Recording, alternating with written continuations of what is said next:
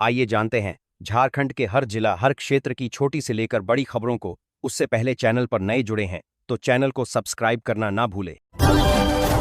झारखंड का अब तक का सबसे बड़ा अबुआ दिशोम बजट पेश वित्त मंत्री राधाकृष्ण किशोर ने 24 फरवरी को विधानसभा में वित्तीय वर्ष 2026-27 का बजट पेश किया। अनुमानित आकार 1.61 लाख करोड़ से 1.70 लाख करोड़ रुपए तक का ये बजट राज्य के इतिहास में सबसे बड़ा है। फोकस महिला किसानों, युवा रोजगार, स्वरोजगार, ग्रामीण विकास, स्वास्थ्य, शिक्षा और इंफ्रास्ट्रक्चर पर। सरकार ने इसे अबुआ दिशोम बजट नाम दिया है, जो आम लोगों की अपेक्षाओं पर आधारित है। अगली खबर है कि महिला किसानों को ऐतिहासिक तोहफा माइनस मुख्यमंत्री मैया उद्यम योजना। बजट में महिला किसानों, जो कृषि कार्यबल का बड़ा हिस्सा हैं, के लिए विशेष प्रावधान। संभावित रूप से 20,000 रुपये तक का लोन, सहायता या उद्यमिता योजना शुरू। इससे महिलाओं की आय बढ़ाने और आत्मनिर्भर बनाने पर जोर।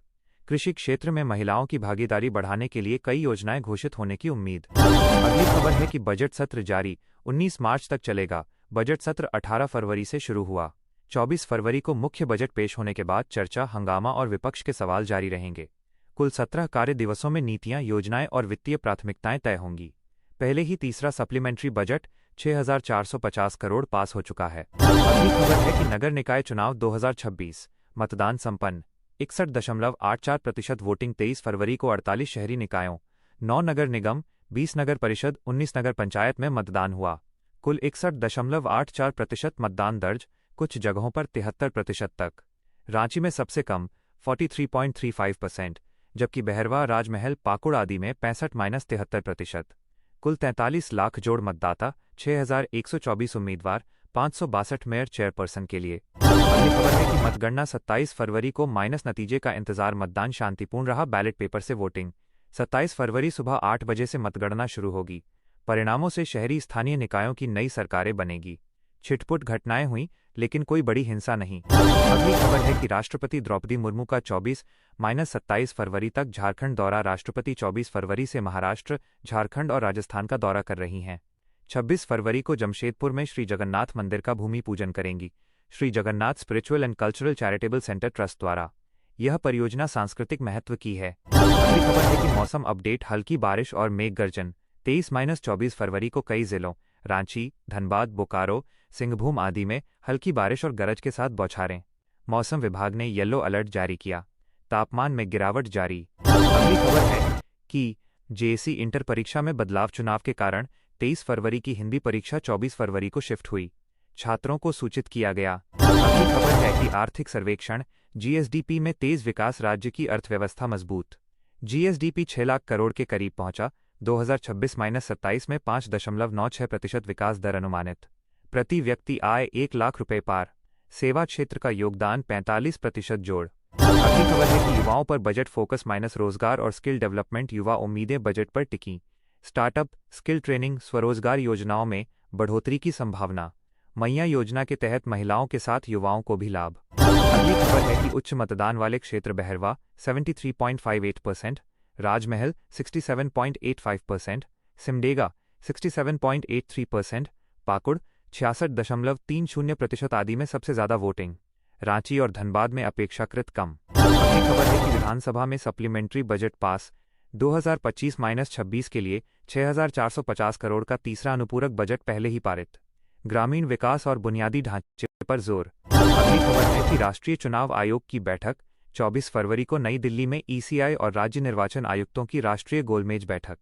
झारखंड सहित सभी राज्य शामिल। अगली खबर है कि जमशेदपुर जगन्नाथ मंदिर परियोजना को गति। राष्ट्रपति के भूमि पूजन से मंदिर निर्माण तेज होगा। सांस्कृतिक और धार्मिक महत्व बढ़ेगा। अगली खबर है कि सेवा क्षेत्र का बढ़ता योगदान। आर्थिक सर्वे में सेवा क्षेत्र जीएसवीए का 45% जोड़ योगदान। राज्य की अर्थव्यवस्था का मुख्य चालक बन रहा है। अगली खबर है कि महिला सशक्तिकरण योजनाओं पर जोर। मुख्यमंत्री मैया सम्मान योजना और उद्यमिता पर फोकस। बजट में महिलाओं के लिए कई नई घोषणाएं। अगली खबर है कि चुनाव प्रक्रिया शांतिपूर्ण, कड़े सुरक्षा इंतजामों के बीच कोई बड़ी घटना नहीं। ईवीएम मुद्दा बीजेपी ने उठाया, लेकिन बैलेट से वोटिंग थी। अगली खबर है कि जीएसडीपी अनुमान 6.1 लाख करोड़।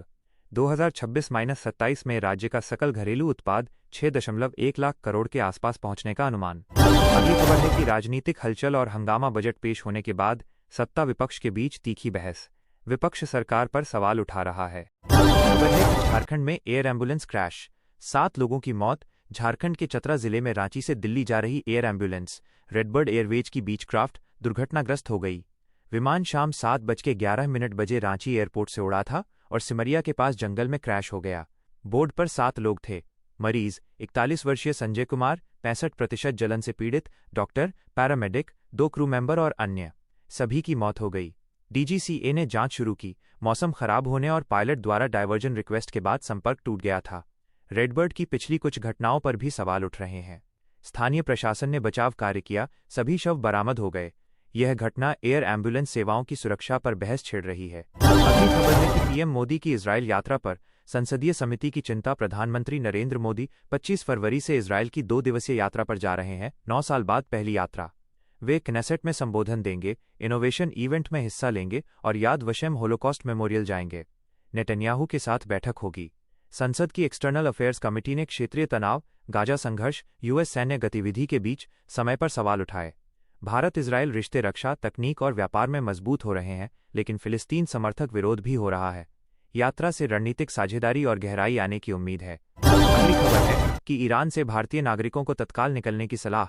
ईरान में बढ़ते तनाव और सुरक्षा स्थिति के कारण भारतीय दूतावास ने वहां रहने वाले, घूमने वाले भारतीयों, छात्र, तीर्थयात्री, व्यापारी को सभी उपलब्ध माध्यमों से देश छोड़ने की सख्त एडवाइजरी जारी की। कमर्शियल फ्लाइट सहित सभी विकल्पों का इस्तेमाल करने को कहा गया। ये जनवरी की एडवाइजरी का अपडेट है। ईरान अमेरिका इजरायल तनाव के बीच ये कदम सुरक्षा सुनिश्चित करने के लिए है। भारतीयों को इमरजेंसी हेल्पलाइन नंबर दिए गए हैं। अगली खबर है कि नोएडा इंटरनेशनल एयरपोर्ट का उद्घाटन मार्च में। उत्तर प्रदेश सीएम योगी आदित्यनाथ ने घोषणा की कि पीएम मोदी मार्च में नोएडा जेवर इंटरनेशनल एयरपोर्ट का उद्घाटन करेंगे। यह एयरपोर्ट दिल्ली एनसीआर की कनेक्टिविटी बढ़ाएगा और क्षेत्रीय विकास को गति देगा। सिंगापुर यात्रा के दौरान योगी ने 6,650 करोड़ रुपए के एमओयू साइन किए, जो यूपी युवाओं के लिए 21,000 नौकरियां लाएंगे। अगली खबर है कि भारत की पहली व्यापक एंटी टेरर पॉलिसी प्रहार जारी। गृह मंत्रालय ने प्रहार नाम से देश की पहली व्यापक आतंकवाद विरोधी नीति लॉन्च की। इसमें आतंकवाद को किसी धर्म, नस्ल से नहीं जोड़ा गया, बल्कि मानवता का दुश्मन बताया। साइबर, ड्रोन, केमिकल, बायोलॉजिकल खतरों पर फोकस। नई नीति से समन्वय, खुफिया और प्रतिक्रिया मजबूत होगी। अगली खबर है कि उत्तर भारत में समय से पहले गर्मी का एहसास। उत्तर भारत के कई राज्यों में ठंड कमजोर पड़ गई। तापमान बढ़ने से गर्मी महसूस हो रही है। मौसम विभाग ने कहा कि ये बदलाव जल्दी आया है, जिससे किसानों और लोगों को असुविधा हो रही है। अगली खबर है कि भोपाल में राहुल गांधी और खड़गे की किसान महापंचायत। कांग्रेस नेता राहुल गांधी और मल्लिकार्जुन खड़गे आज भोपाल में किसान महापंचायत को संबोधित करेंगे। यूएस ट्रेड डील और किसान मुद्दों पर विरोध जताएंगे। यह कांग्रेस की किसान केंद्रित रणनीति का हिस्सा है। अगली खबर है कि मेरठ में आग से 2 महिलाएं और 5 बच्चे झुलसे। मेरठ के लिसाड़ी गेट इलाके में मकान में भीषण आग लगी, जिसमें 2 महिलाएं और 5 बच्चे झुलस गए। सभी अस्पताल में भर्ती हैं। आग के कारणों की जांच जारी है। अगली खबर है कि दिल्ली यूनिवर्सिटी में भजन क्लबिंग इवेंट पर बहस। डीयू में भजन और क्लबिंग का फ्यूजन कल्चरल इवेंट हुआ, जिस पर सोशल मीडिया और कैंपस में बहस छिड़ी।